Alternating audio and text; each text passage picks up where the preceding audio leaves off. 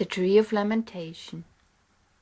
It was in the middle of the 13th century when a terrible disease broke out in Vienna. It spread around rapidly and disfigured people in a horrible way. No one knew a remedy for the plague, and so people who were infected were brought to a hospice outside the town. This infirmary was located near to a chapel dedicated to the good Saint Job. Next to the small church stood a beautiful big linden tree. This place was haunted by the so-called lament, a restless spirit who sang their songs of lamentation out of the treetop at night. These laments sounded so eerie that people were afraid to be in this area in the dark, and the patients of the hospice complained about nocturnal sleep disturbance. Finally, the people of the neighborhood asked the hospice priest to relieve them from the terrifying lament with prayers and invocations. In the following night, the priest took crucifix and holy water and went to the mysterious tree, accompanied by a group of people. As they came closer, they clearly heard their wailing tones. No doubt, a haunted soul held here their gruesome complaints. The clergy's companions halted. Only the priest proceeded to the spooky tree.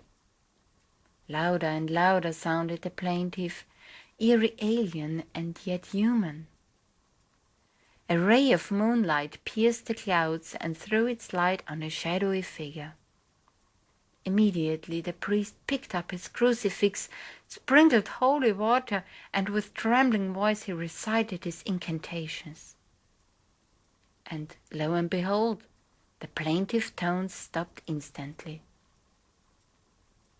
Instead, the concerned bystanders saw that the eerie dark figure seemed to take the priest and disappeared with him behind the chapel.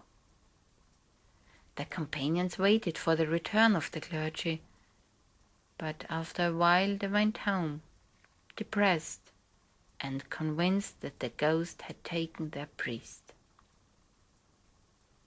But the next day, a smiling priest was back.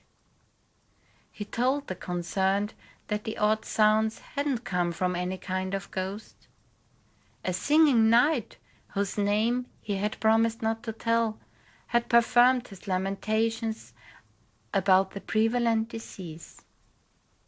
The lonely linden tree, so the knight had thought, was the perfect place to express his pain.